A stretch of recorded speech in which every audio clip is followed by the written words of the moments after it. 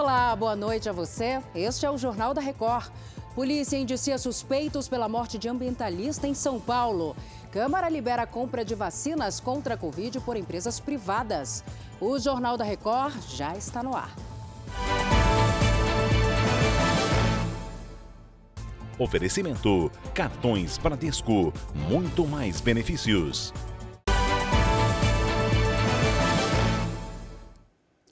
A polícia indiciou 4 suspeitos pela morte do ambientalista Adolfo Souza Duarte, em São Paulo. A Caterina Schutte traz os detalhes agora para a gente. Caterina, boa noite para você. Olá, Salsi. Muito boa noite a você e a todos que nos acompanham aqui no Jornal da Record.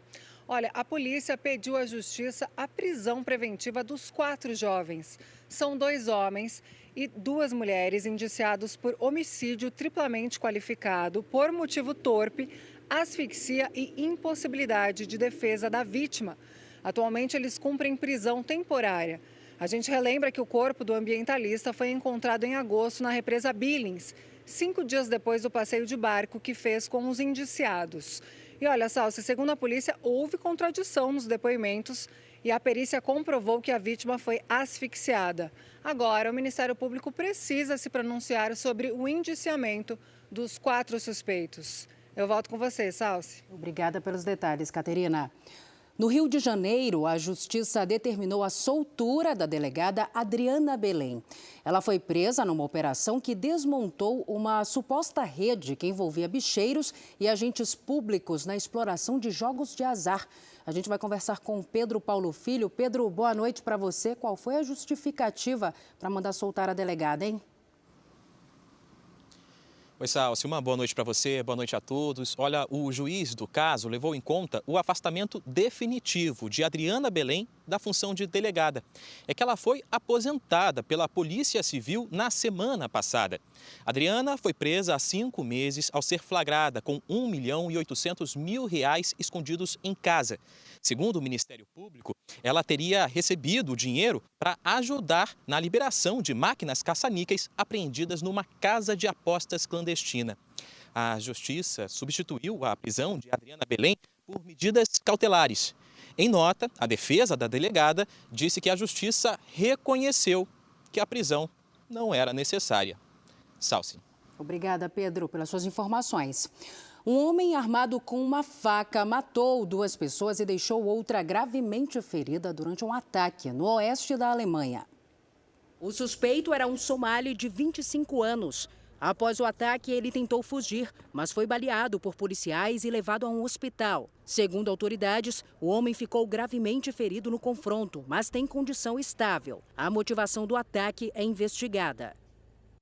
A Câmara dos Deputados aprovou uma medida provisória que libera a compra de vacinas contra a Covid-19 pela iniciativa privada. E quem explica melhor para a gente é o Matheus Scavazini, ao vivo de Brasília. Matheus, boa noite para você. Boa noite, Salsi. A proposta foi aprovada em plenário e agora precisa ser votada pelo Senado até o dia 25 de outubro para não perder a validade. A proposta permite a compra de vacinas por empresas privadas diretamente com os fornecedores e laboratórios, como já acontece com outras vacinas. É mais um esforço no combate à pandemia. A medida provisória retira ainda a obrigação da doação ao Sistema Único de Saúde de parte das vacinas compradas por empresas privadas, como previa a lei de 2021 aprovada durante a crise sanitária. Salsi. Tá certo, Matheus. Já falamos novamente. E o Senado aprovou a medida provisória que permite que quase 400 analistas do IBGE tenham os contratos temporários prolongados por até 2 anos. As contratações servem para garantir o censo demográfico, que estava previsto para 2020, mas foi adiado por 2 anos devido à pandemia. Os contratos se encerrariam antes do término da pesquisa que está sendo realizada. O texto segue agora para aprovação do presidente da República. E um empresário foi preso nesta terça-feira em Belo Horizonte depois de ter iniciado um incêndio de grandes proporções na Serra do Rola Moça, na região metropolitana da capital mineira. Assunto para Virgínia Nalon. Virgínia, boa noite para você. Ei, Salso, boa noite para você. Para a polícia, Lucas da Silva Simplício, de 29 anos, soltou fogos de artifício na região para promover a venda de celulares nas redes sociais. O fogo que atingiu a área de preservação ambiental nos dias 15 e 16 de setembro só foi controlado depois de 2 dias e consumiu o equivalente a 250 campos de futebol. A estimativa é que mais de R$600 mil foram gastos no combate às chamas. O empresário investigado já tem passagens pela polícia por diversos crimes, como tráfico de drogas e tentativa de homicídio. Na casa dele foram apreendidos documentos, celulares e maconha. A defesa do empresário disse que ele assumiu essa questão do fogo, a responsabilidade pelo fogo, que acionou os bombeiros, mas que recebe com surpresa a ordem de busca e apreensão. Salce. Obrigada, Virgínia, pelos detalhes. A ministra Rosa Weber, presidente do STF, manteve o afastamento do governador de Alagoas, Paulo Dantas, do MDB. Na semana passada, ele foi afastado do cargo pelo Superior Tribunal de Justiça por suspeita de corrupção, depois de ser alvo de uma operação da Polícia Federal. Dantas é investigado por suposta contratação de funcionários fantasmas para desvio de salários quando era deputado estadual. O governador afastado é candidato à reeleição e nega as irregularidades. A Organização das Nações Unidas concluiu que a Rússia cometeu crimes de guerra e violações de direitos humanos na Ucrânia. Um relatório foi apresentado à Assembleia Geral da ONU nesta terça-feira. Segundo o documento, o exército russo usou armas explosivas em áreas povoadas e atacou civis que tentavam fugir. O relatório mostra que também houve violações por parte da Ucrânia. Já o governo do Irã anunciou um novo acordo de fornecimento de armas à Rússia, que inclui mísseis e drones. Serão entregues armamentos capazes de atingir alvos em até 700 quilômetros. O presidente da Ucrânia, Volodymyr Zelensky, disse que os ataques russos dos últimos dias destruíram 30% das usinas de energia do país. Ainda nos destaques internacionais, os Estados Unidos disseram que a China acelera o processo para uma possível anexação de Taiwan. Segundo o secretário de Estado americano, Antony Blinken, o governo chinês está determinado a buscar reunificação de maneira muito mais rápida. Ele também disse que, caso meios pacíficos não funcionem, a China pode utilizar da força bruta para conquistar a ilha. Xi Jinping está prestes a garantir um terceiro mandato como presidente da China.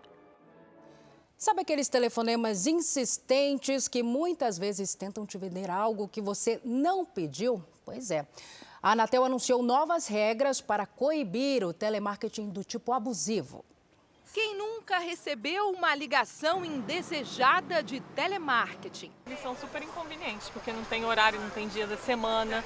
E às vezes a gente fala que não quer, eles insistem. O comerciante Cláudio, que tem uma floricultura, diz que os telefonemas desse tipo atrapalham o negócio. Você está atendendo um cliente, aí você acha que é uma ligação importante, e aí você para o raciocínio de vender para o cliente para dar atenção quando for ver, é um indesejável. O serviço de telemarketing não é proibido, mas a prática deve respeitar normas. O chamado telemarketing abusivo é aquela ligação insistente oferecendo produtos ou serviços. A lei proíbe que esse tipo de telefonema aconteça repetidas vezes nos fins de semana ou em horários inapropriados. Além disso, todas as chamadas de telemarketing devem ser identificadas com o prefixo 0303. O canal criado pelo Ministério da Justiça para receber denúncias de telemarketing abusivo recebeu, em pouco mais de 2 meses, mais de 21 mil reclamações. Uma média de 356 denúncias por dia. Desde junho, a Anatel, Agência Nacional de Telecomunicações, conseguiu medida cautelar na Justiça para limitar a ação das empresas que insistem nas ligações indesejadas para conseguir consumidores. Hoje, novas medidas foram anunciadas para coibir o telemarketing abusivo, limitando as chamadas curtas de até 3 segundos, com possível bloqueio de CNPJ de quem ultrapassar esse número e dando publicidade aos maiores ofensores. Vai continuar sendo feito até que as redes passem a ser utilizadas com um mínimo de racionalidade por parte dessas empresas. O Senado aprovou a medida provisória que dá independência administrativa e financeira para a Autoridade Nacional de Proteção de Dados. O Matheus Escavazini está de volta e explica melhor isso para a gente. Matheus. Salsi, pelo texto, a ANPD não fica mais vinculada à presidência da República. A medida provisória prevê cargo comissionado para o diretor-presidente, mas sem aumento de despesas. O órgão é responsável por fiscalizar e fazer cumprir a Lei Geral de Proteção de Dados Pessoais, sancionada em 2018. A autarquia independente já havia sido prevista em uma lei do ano seguinte, com o objetivo de dar mais confiabilidade ao sistema regulatório. Como o texto já havia passado pela Câmara dos Deputados, agora vai ser publicado sem necessidade de sanção presidencial. Salsi. Obrigada, Matheus. Bom descanso para você. Os Estados Unidos anunciaram que vão fornecer o equivalente a 10 bilhões de reais em ajuda a Cuba após a passagem do furacão Ian. Segundo autoridades, é uma ajuda emergencial para o povo cubano, que ainda sofre com os estragos causados pela tempestade. A passagem do furacão deixou 2 mortos no fim de setembro, provocou um apagão generalizado e danos a redes elétricas na ilha. A falta de energia motivou protestos em todo o país contra a ditadura cubana. Líderes mundiais prometeram doar o equivalente a mais de 13 bilhões de reais para acabar com a poliomielite. O plano de arrecadação foi organizado pela OMS e vai apoiar os esforços para vacinar 370 milhões de crianças em todo o mundo nos próximos 5 anos. A fundação de Bill Gates doou cerca de 6 bilhões de reais para a iniciativa. A poliomielite é uma doença altamente contagiosa, ocasionada por um vírus que invade o sistema nervoso e pode causar paralisia permanente. E o otimismo dos micro e pequenos empresários deve se refletir em contratações com carteira assinada. A mais recente pesquisa do sindicato do setor mostra que quase metade dos entrevistados acredita que a situação econômica vai melhorar daqui até o fim do ano. Primeiro o arroz, depois feijão, frango e a polenta. A indústria na Zona Leste de São Paulo prepara até 1.000 marmitas congeladas por dia. As vendas têm aumentado todos os meses e a produção este ano já cresceu 30%. O consumidor hoje ele está muito mais confiante, mais seguro para estar consumindo. Houve uma melhora assim acho que é poder aquisitivo do consumidor. Para acelerar a produção, a empresa já contratou nesse ano mais 8 funcionários. Foi a chance do Paulo, que é cozinheiro, voltar a trabalhar. Teve essa oportunidade aqui, né? Recebi uma ligação, pediu para fazer uma entrevista, eu gostei. Falei, vou encarar e vamos ver como que é, né? Quanto mais rápido vocês colocar no mercado de volta, é maravilha. Né? E se a expectativa é de continuar crescendo, vai ser preciso contratar mais funcionários. 2 vagas vão ser abertas no próximo mês. A empresa é um exemplo do que está acontecendo também em outras micro e pequenas indústrias. Uma pesquisa mostra que os empresários estão mais otimistas. No levantamento, os entrevistados atribuem uma nota entre 0 e 200. De 100 para baixo, é uma avaliação mais pessimista e de 100 para cima, uma visão mais positiva. A satisfação dos micro e pequenos industriais com o desempenho da economia passou de 106 pontos na pesquisa anterior para 115 pontos nos meses de setembro e outubro. Para 35% dos entrevistados, a situação econômica é boa ou ótima e 31% consideram regular.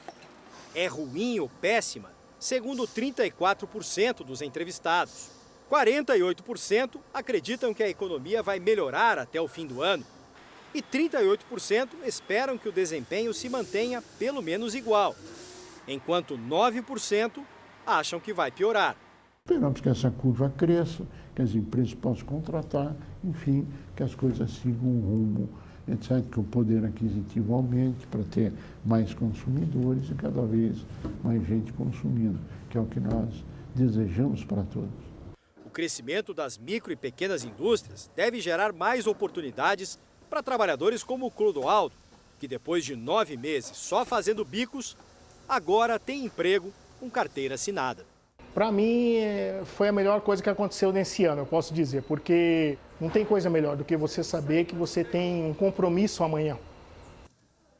Este foi o Jornal da Record. Outras informações na primeira edição do JR 24 horas, às 7 da manhã. Você fica agora com Fala Que Eu Te Escuto. Uma ótima noite para você. Cuide-se. Tchau.